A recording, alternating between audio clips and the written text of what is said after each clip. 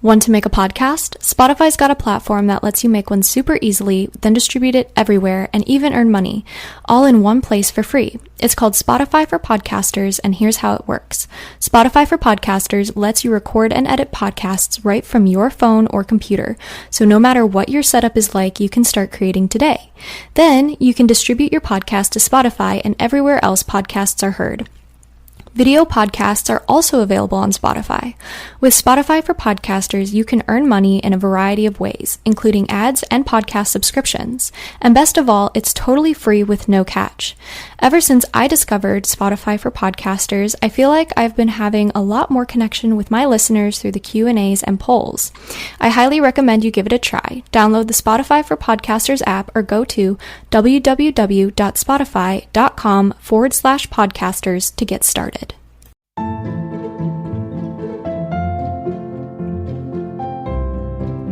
Hi, I'm Father Daniel Duplantis, a Catholic priest, martial artist, and host of the Karate Priest podcast. Have you ever wondered what the church teaches about different topics? Are you a martial arts enthusiast or just someone who wants to learn more about martial arts? I'd like to invite you to join me and many guests on my podcast as we cover topics of faith, everyday living, and martial arts on the Karate Priest podcast.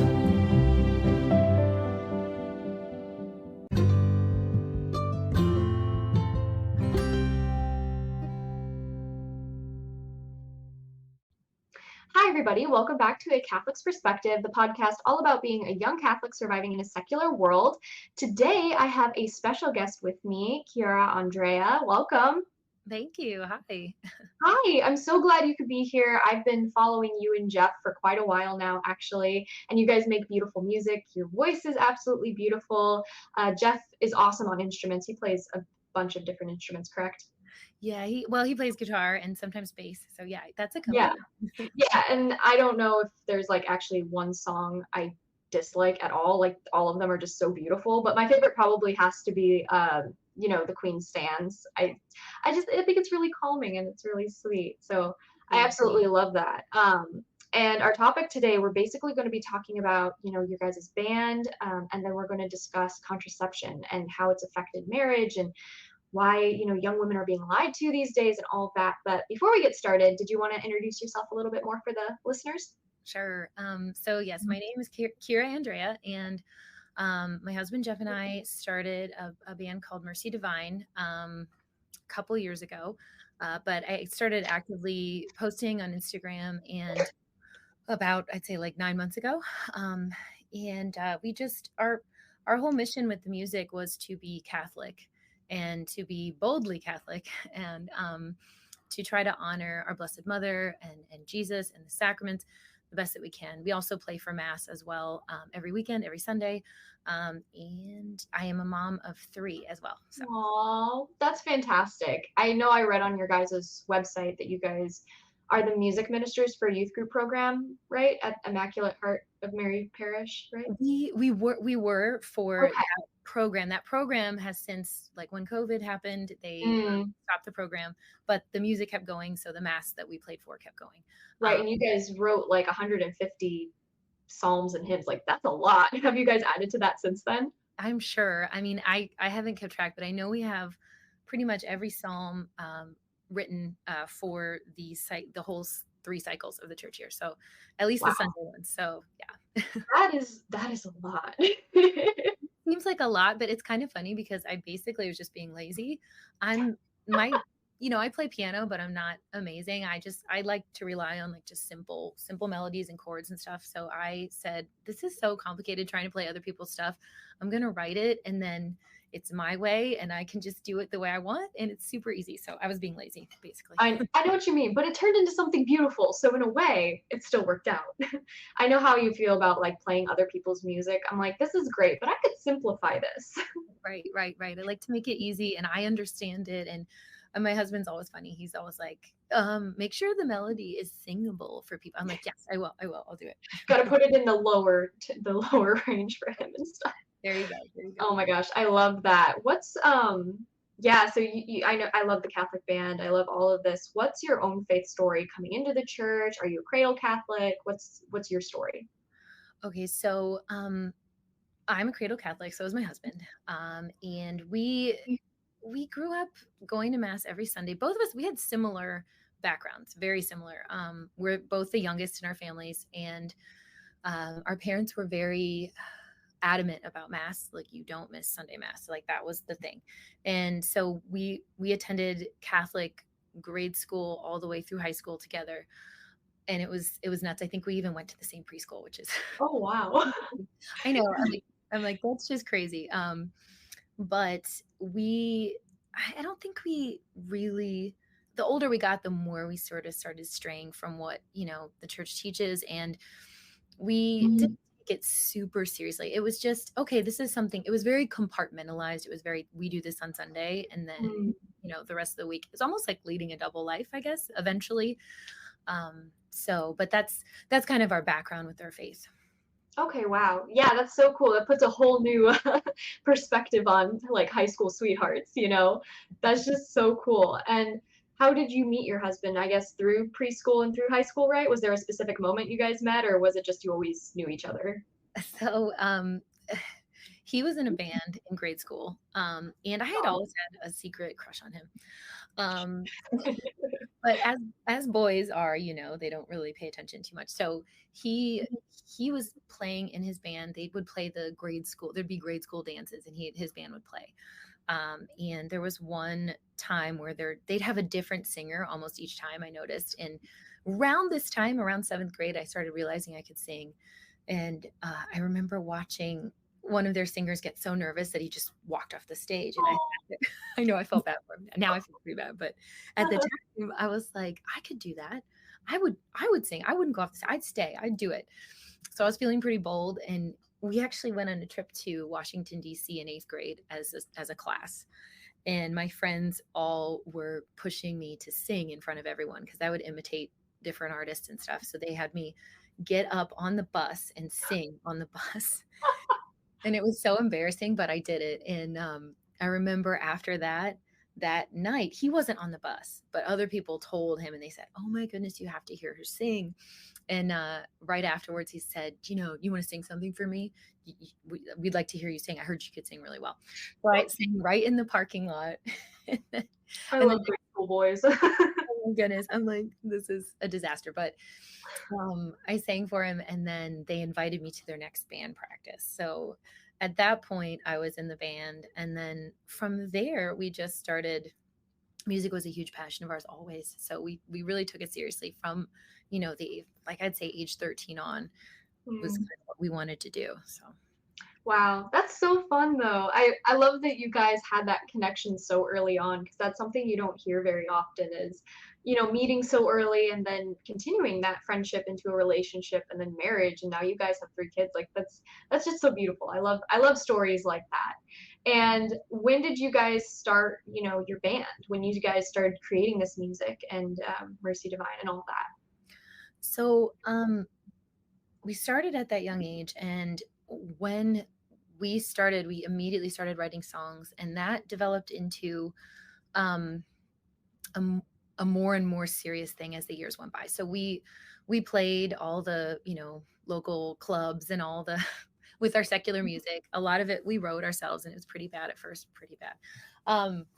But we ended up in our freshman year of college, we had written a song called Invisible, and that song we had recorded, it started getting attention from major labels, and they were calling, and they flew us to Los Angeles, and we did the whole 9 yards. We were wined and dined and all that. And the song is kind of funny because it's about being, feeling invisible and feeling insignificant to the world. And so we went out, we showcased, we were going to get signed to this major label, and they really wanted to push this song, and push comes to shove, we're counting on this, and it falls through. So it didn't happen, which was actually a blessing in disguise. I'm so thankful that we didn't end up going that route, because I don't know what I would have ended up becoming, or how we would have faced that whole whirlwind of celebrity and fame and all that. So we from there kept working, and we decided to drop out of school. We had done college for a year or two, and at that point we decided to just focus on music full-time professionally. And then I guess the next thing that happened was the label approached us for that song again for several different artists. And finally we decided to allow Ashley Simpson to cover it. And that cover at that time, the video was on TRL. It was #1 on there. And all these things happened with it, which gave us that's back when MTV played music videos. True. I remember those days. I know, right? It's crazy. But that gave us the financial ability to move to LA and really do this even more. And at that point, our music changed. It started focusing less on ourselves and our angst and all that. Right. It started becoming more prayerful, I would say, even though it was secular. It was, there's a song we wrote called Courage Is that ended up in a TV show at the time, The Secret Life of the American Teenager. I used to watch that show. I would not suggest it for anyone, but I definitely watched it. Great show. I was happy though that she decided to keep her baby in the show. I was like, if this doesn't happen, I would be upset.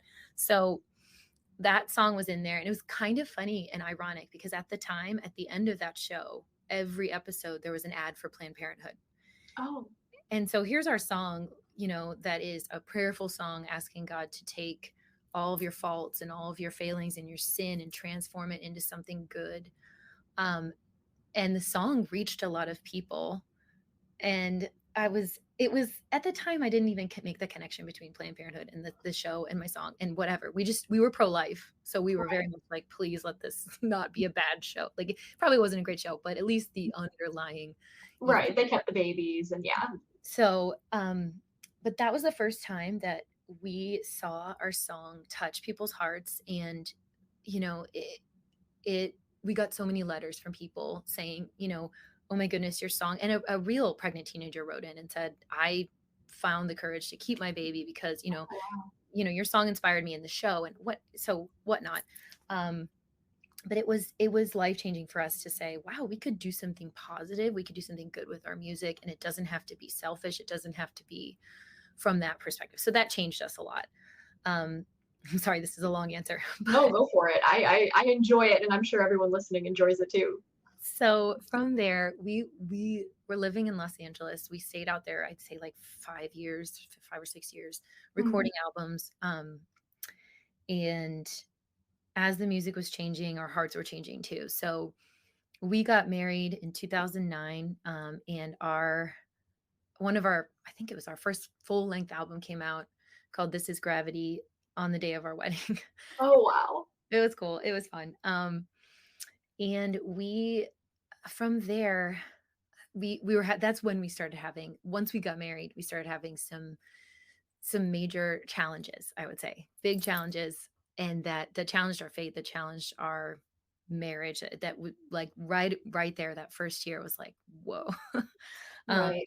Yeah, I think it's because we took that detour from, yes, we were always kind of on the edge of our faith. It was there, it was peripheral for us, but then all of a sudden there was this thing that happened. So I'll let you go from there. Right. Yeah. And which that kind of segues into our next topic, which is about, contraception and, that whole thing, because we know now, we know that contraception is a carcinogen. We know that it causes, cancer, hair loss, weight gain, infertility, so many issues in women, and it's constantly used as a band-aid. Most of these women aren't even tested or anything with underlying issues. People just instantly put them on birth control without even thinking. And in a way, it is an abortion it's an abortion pill too, because of the fact that it also prevents, after an egg's been fertilized, to implant in the uterus. And so abortions also happen when you're on Plan B. And so that's kind of what we're talking about now. And I guess just kind of diving into your own story, what was your understanding and experience of contraception? Sure. So being sort of having our faith there, but on the edge, it was something I know we were thinking back about it today. And I was thinking, did anyone approach the subject with us? Like, did we really know? And I would have to say that throughout all the years of our education in the Catholic school system, we did hear the message. Not a lot, not a ton, but I remember in high school, I had this one teacher who did say these things to us. But for some reason, I think I didn't want to hear that message. I think a lot of people didn't want to. And we just sort of, I wrote this teacher off as like, oh, this is this old guy. He doesn't know what he's talking about. Like, whatever. I mean, and in my mind, I was so, I think my husband too, we were both so enmeshed in the culture and the culture of death, really. Right. And so when it came time to, like, we were engaged for a long time, like 3 years. We lived together before we got married. And but when we got married, I'm thinking like, oh, I need to do something. I need to get up. We can't have kids. We're in the middle of this career. We've got to do this. We were very hungry for, we got to make it. Like, that's our goal. And we don't have time for kids. We loved kids.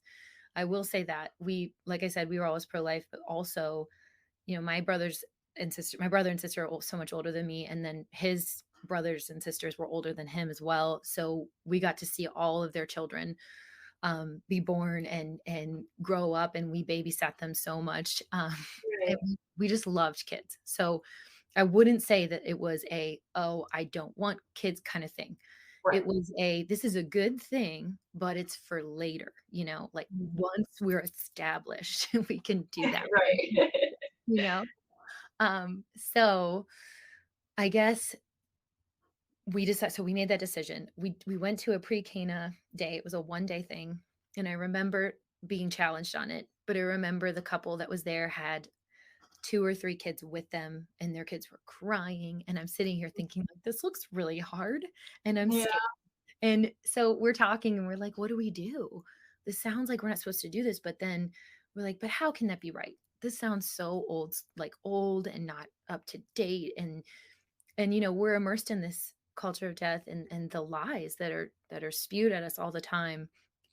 And so we're like, we made the decision, let's just do it, because we can't have kids right now. We just can't.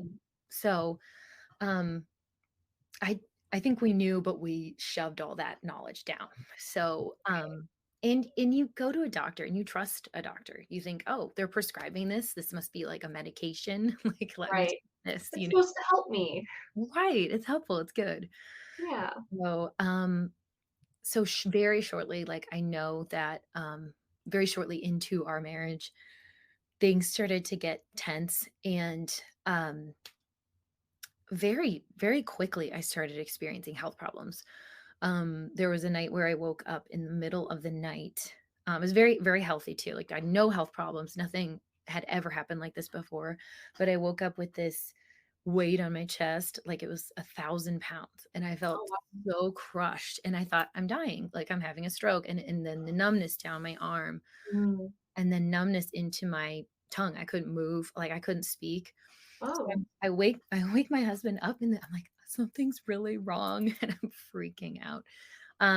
It got to the point where in this episode where I could not form words. Like, I couldn't get them out. They were in here and they wouldn't come out. So that was frightening to me. So we ended up in the ER, and there was one moment where I went to the restroom and I was sitting there not knowing what was going on. And I just was begging God, like, don't let this be it. I don't want to die. Like, I was very afraid. So we didn't know what was going on. And I remember begging him and saying, God, I'll do whatever it is you want me to do, but I can't die. I have to be a mom. And that was the first thought that came in my head was, I have to be a mom. Right. I have kids, And it was funny and ironic that popped in my head at that time. But from there, we discovered it was migraines, very complex with auras that I'd never, out of nowhere, these crazy migraines. And so we went to a bunch of doctors, neurologists, all these people, and wanted to see what they say, the OBGYN, everybody. And everybody said the same thing. It's not the pill. It's definitely not that. There's no way it can be that. Sure. Really? That's the only thing I've changed. Right. So I was very frustrated and upset. And then from there, I started getting anxiety, like very bad anxiety, which I'd never had in my life. And I think it was this fear of dying kind of thing because of that episode, but also just the hormones and all the things that happen when you're on this pill.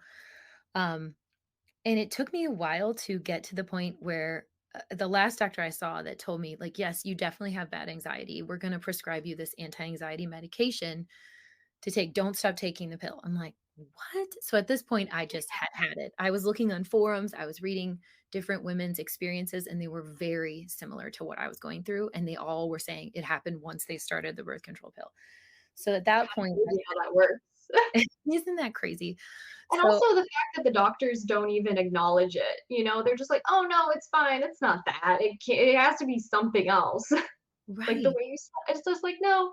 And the list of, side effects are literally a blanket. That was a trend on TikTok where people would pretend like the birth control side effects were their blanket, and I'm like, "Why would you put something like that in your body?" Like, especially in today's society, we're so anti-hormone when it comes to cheese and milk and dairy and all these things, and then you put synthetic hormones in your body through this pill.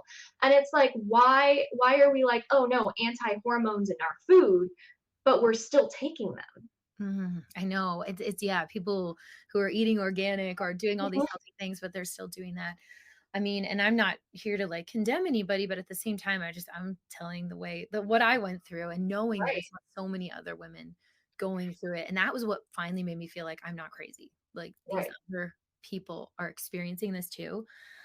So that's when I decided I'm done. I'm done with this. I don't care anymore. I'm done. And that's when we started digging and trying to find out, okay, so my high school teacher was kind of right. Let me look into this and see what the church actually teaches about contraception and why it's a no. Why is Right. it clearly it's unhealthy, but spiritually, why is it bad?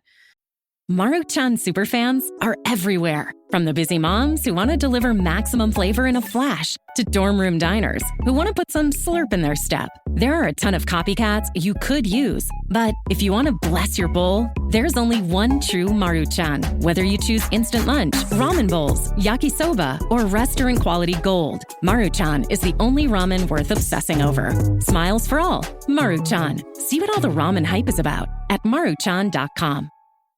So we started reading, a lot about theology of the body and things like that. And at the same time, in coincidence, like in tandem, not coincidence, but Got at the it. same I time, get it.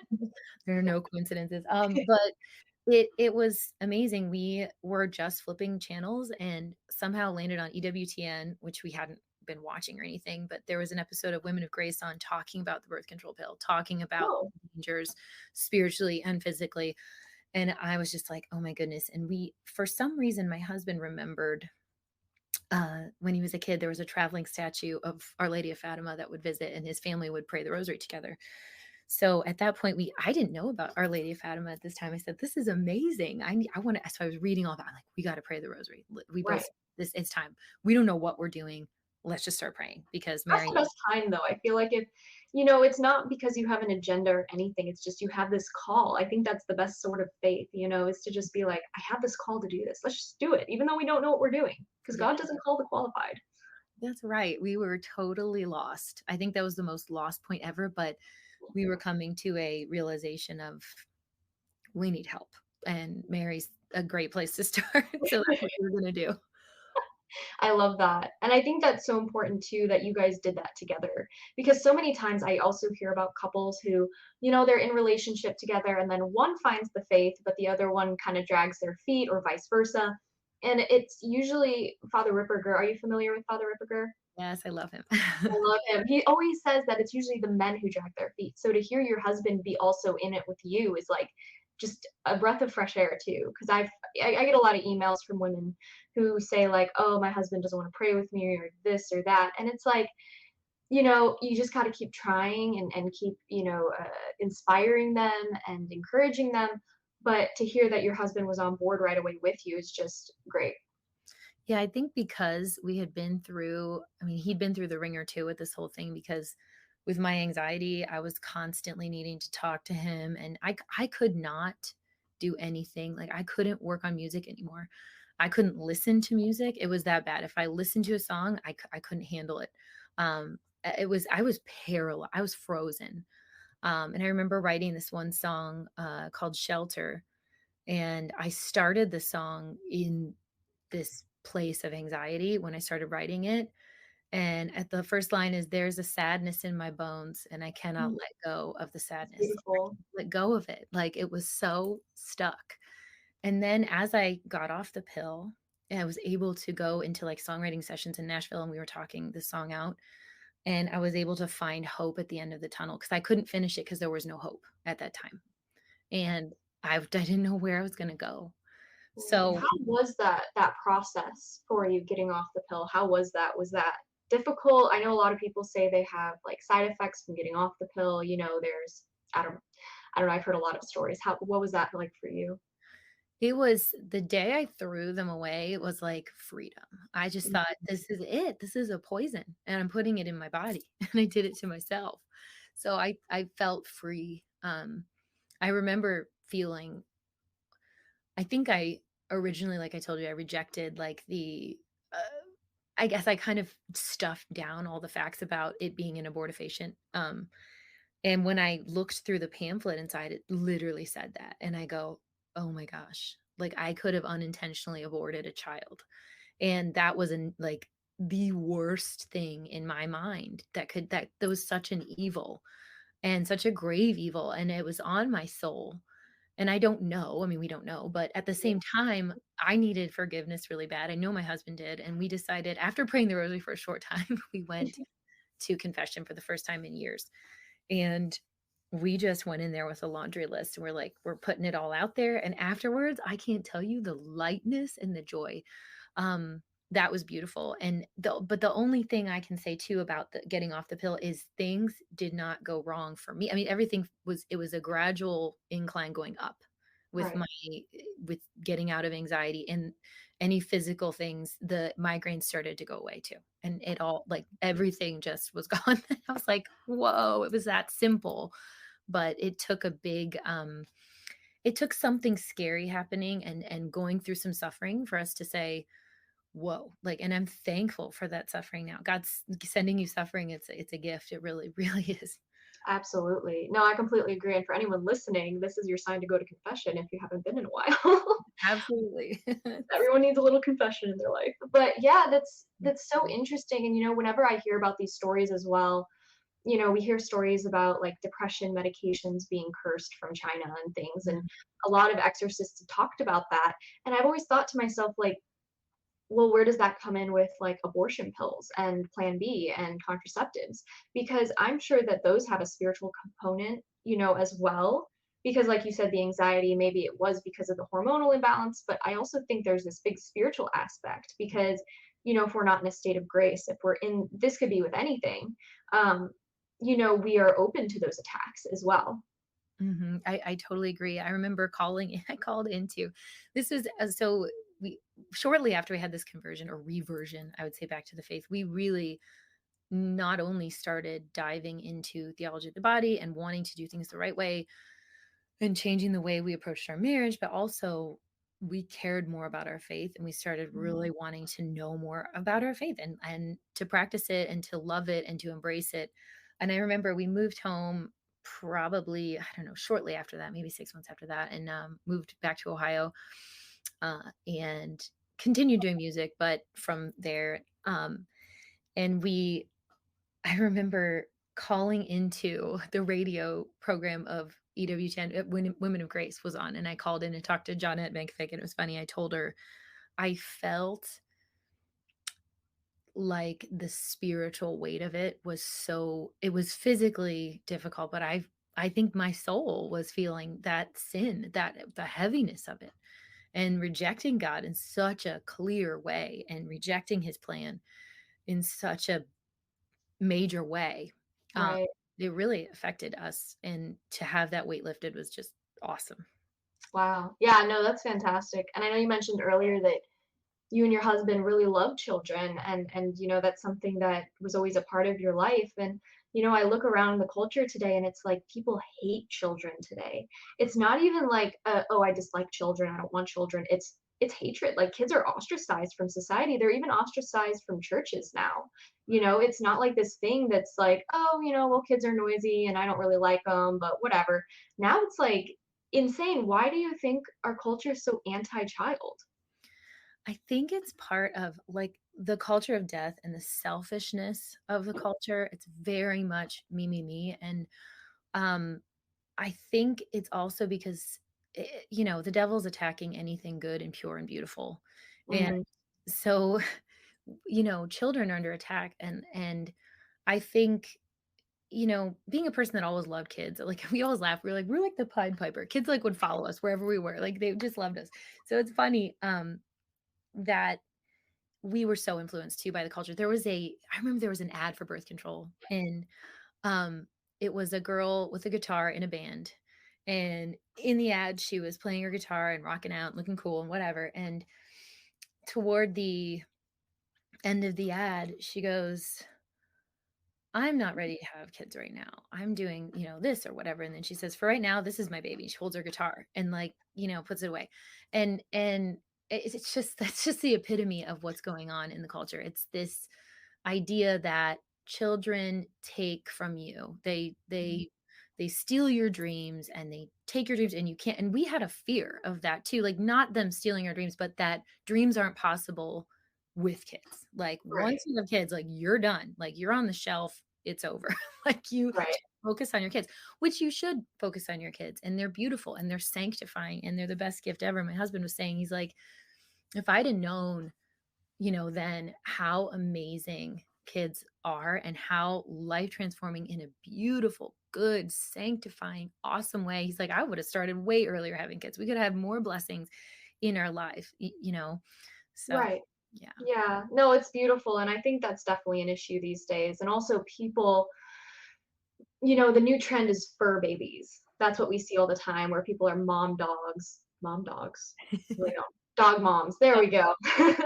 Cat moms and things like that. I'm like, look, I love my animals. I have 3 cats and 3 dogs. I love them, but they're not children.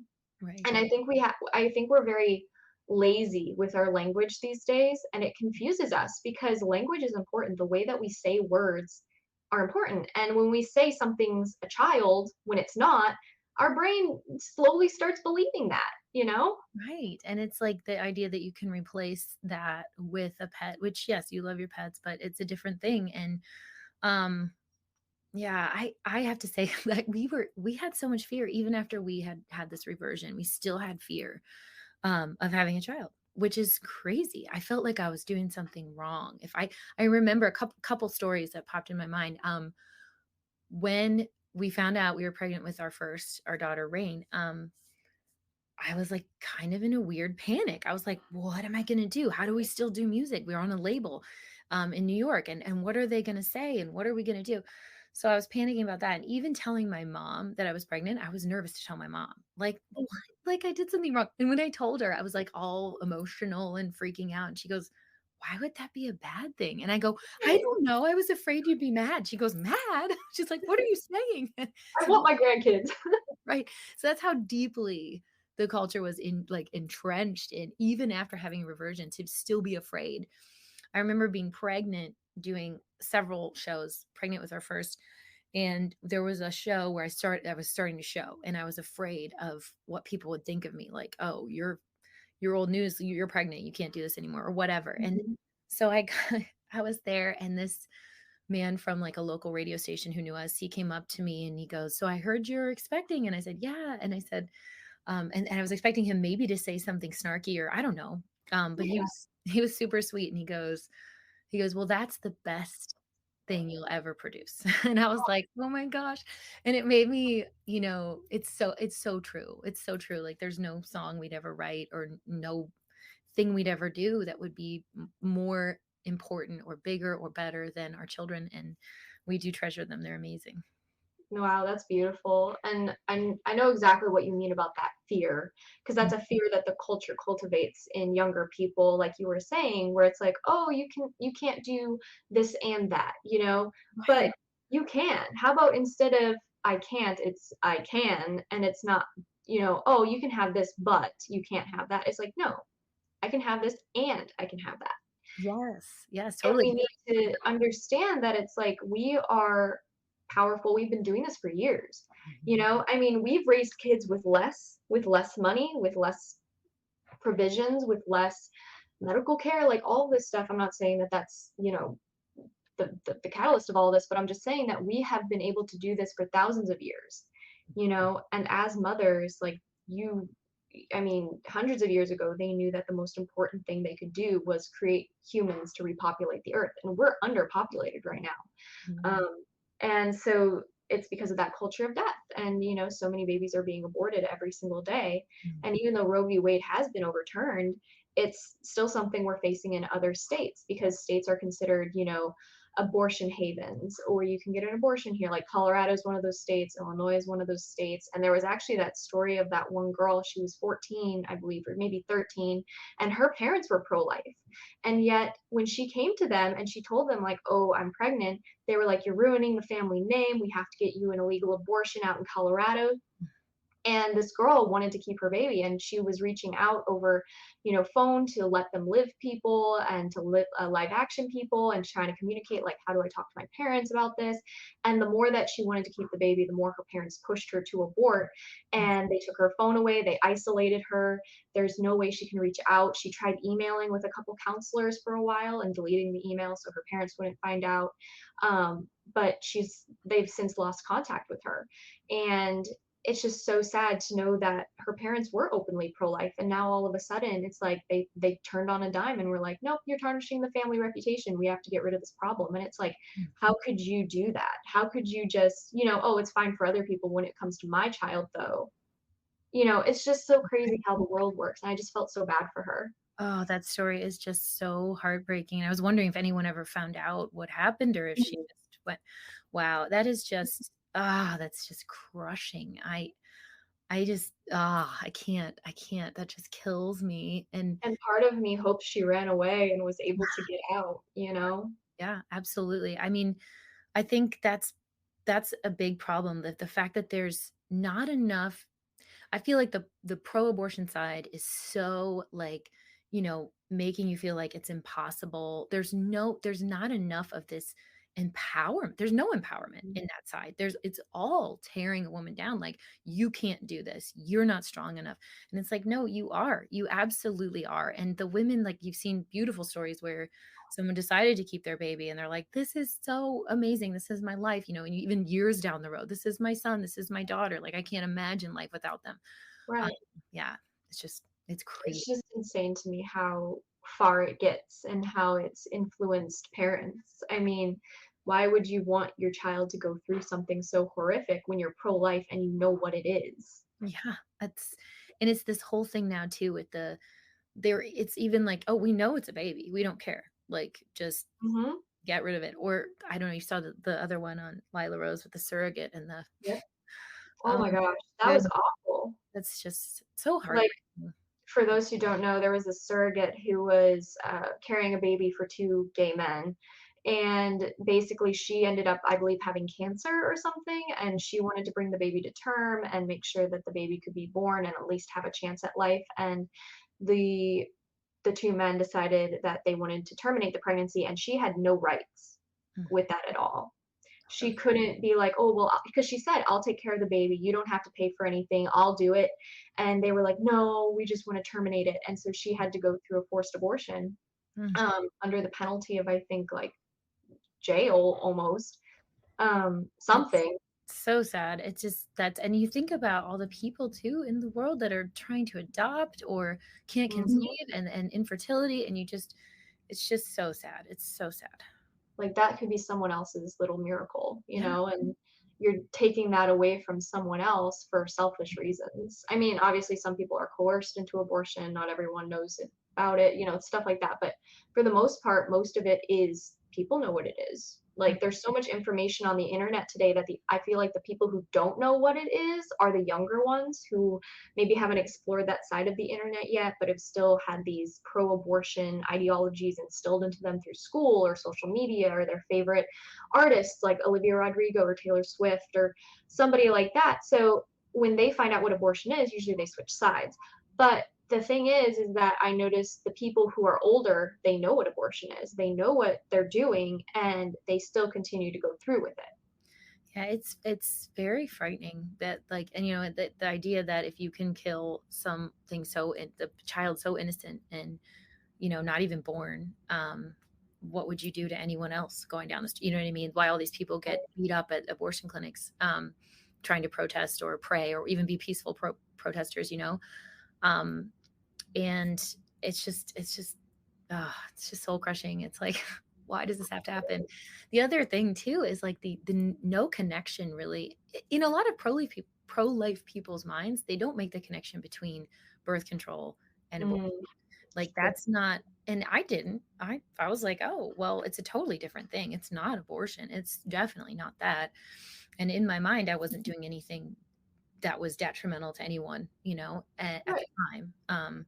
But yeah, like that is a big connection. The fact that it's that contraceptive mentality. Right. Yeah, no, I'm in control here. Exactly. And that's the hard part, is like they still find ways, sneaky ways, to commit abortions without you even knowing about it. And it's just so sad to see. And so in your experience, what are some things that like you wish people would have told you, or maybe how do we spread awareness about this? I think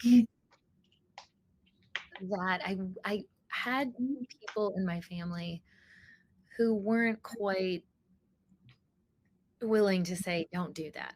You know what I mean? And I'm not blaming them, and I'm not blaming any one person or any one group. I'm just saying, I think if you can be that person for somebody and try to lovingly approach them and explain to them like what this really means. And I think if I had seen or heard another woman who had gone through it and, you know, maybe like how I felt with health problems, all these other things at the time, that might have maybe influenced me. I don't know. We were on a path. We were pretty like, this is what we're doing.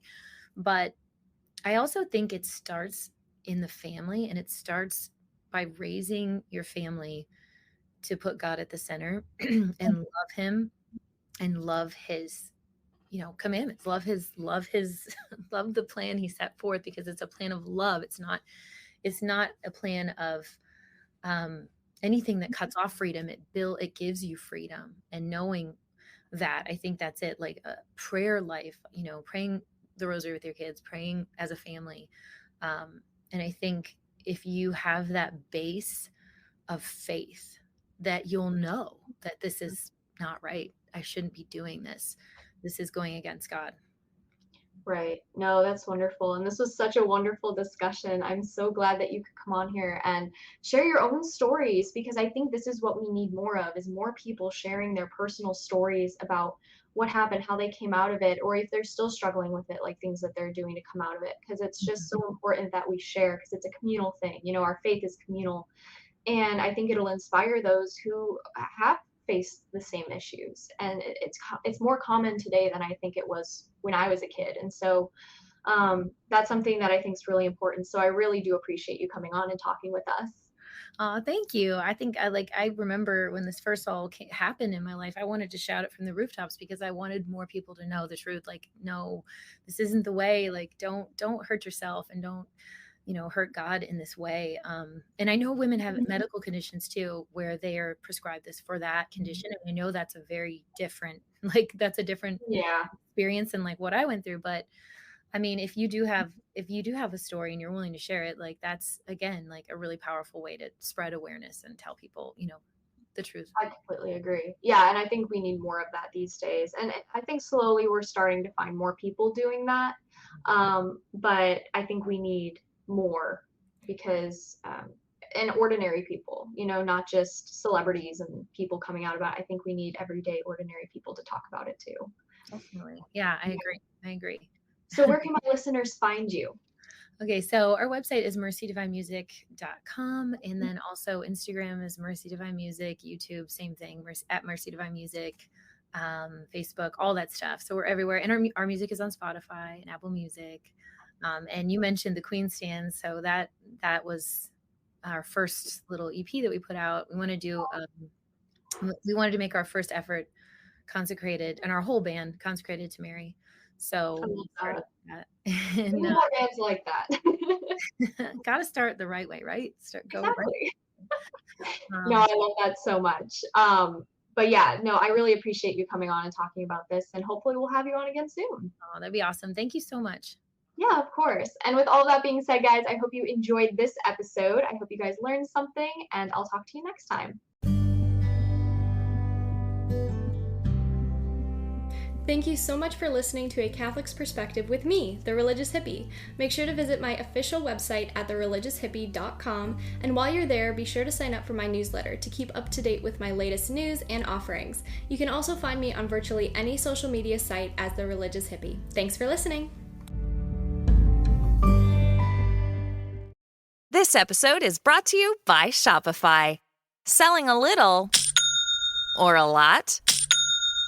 Do your thing however you cha-ching with Shopify, the global commerce platform that helps you sell at every stage of your business. Shopify helps you turn browsers into buyers with the internet's best converting checkout. 36% better on average compared to other leading commerce platforms. Get a $1 per month trial period at shopify.com/offer23.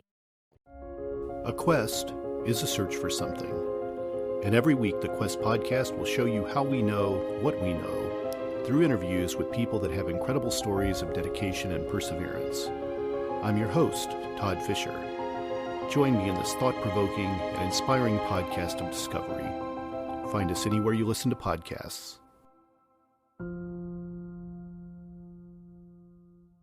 Thank you for listening to this podcast. Please be sure to rate and review this episode. This podcast is produced by Amber Rose and distributed by Metacortex Publishing. This podcast is copyright by The Religious Hippie, NFP. Any previously trademarked or copyright content is used by permission. Information and opinions stated in this podcast should not be construed as medical advice. Please be sure to visit the official website for The Religious Hippie at thereligioushippie.com or find me on social media for other unique content.